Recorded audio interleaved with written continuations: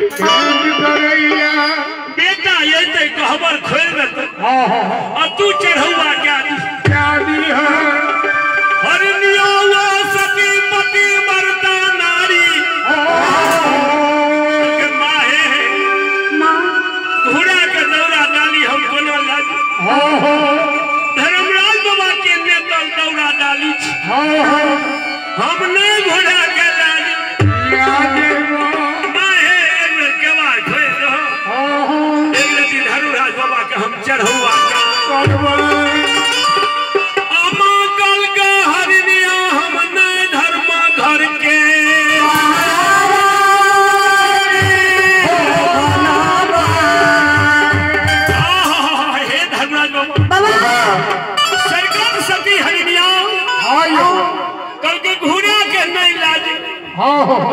गहबर के आगू बोलती है दौरा डाली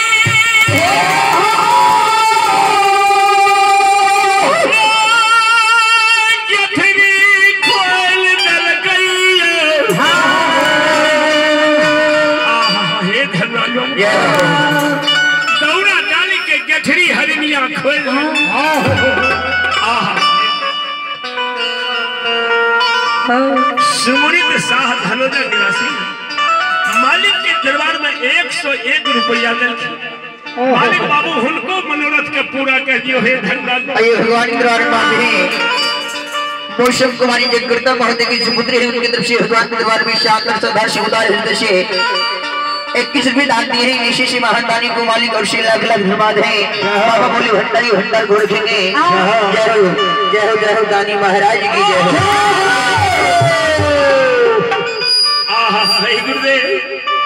सभी हरनिया गठरी खोल दल गई है और दौरा डाली 5 को बने पांचों दौरा डाली कहबर के आगू में पसाई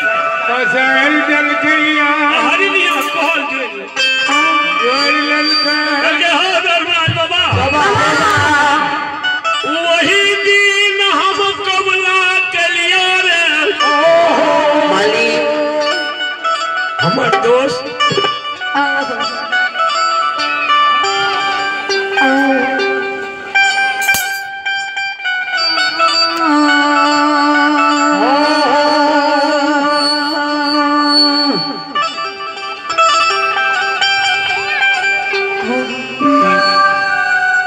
मालिक हमार दोस्त नीक सुख सा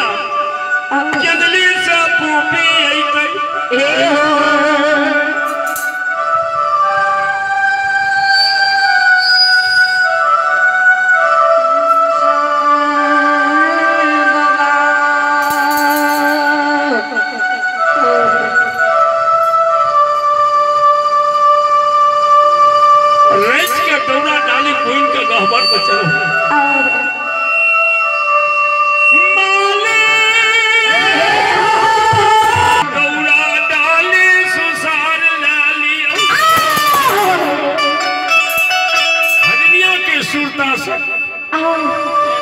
सरकार दियालु कहबर खोल गया अपने धर्म कहबर खोल गया 10 पथ जमानिया के दौरा में घमसान करे जाओ हे गुरुदेव दौरा में जो घमसान करे हरनिया वो सती पति वर्ता नारी देख लगे 10 पथ जमान दौरा में आई दौरा समेत के तोर पर 5 दौरा के चादर खुद में बैठ कर सिर पर धर के डरो बढ़ गए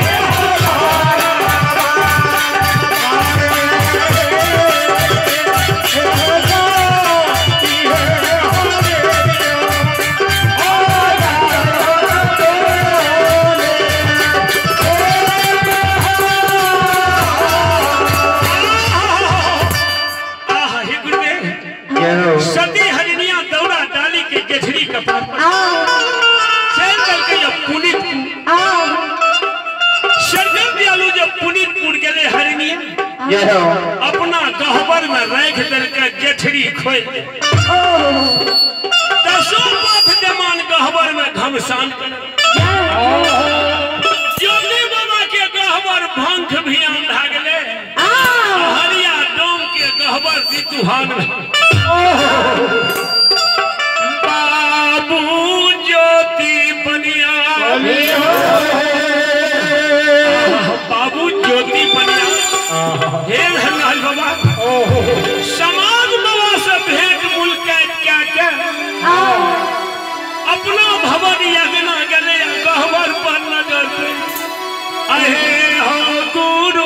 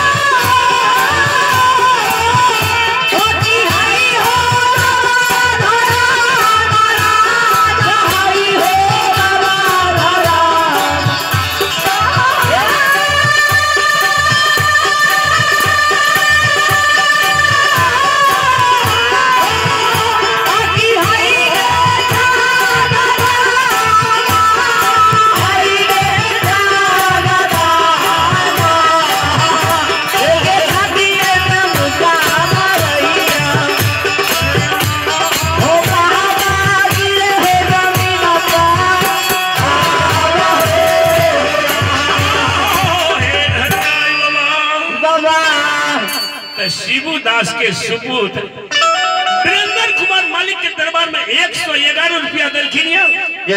मालिक बाबू हो बउआ के मन के मनोरथ को पूरा करियो काम के विमल बना बाबू ज्योति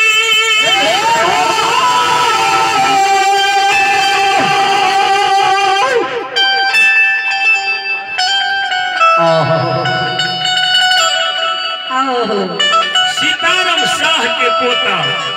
नवका 50 टकिया देख 51 रुपया मालिक के दरबार में दल के अजीबत रहा बउआ जीवत रहा बउआ जीवत रहा अरे स्कूल में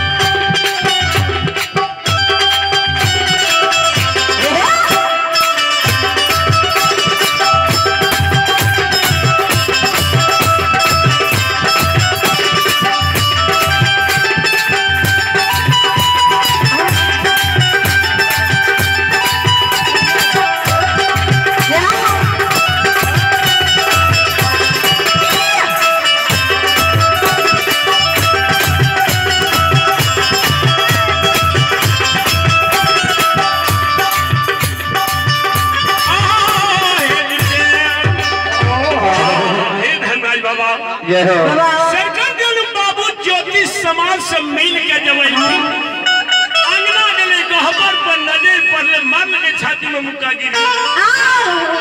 आहे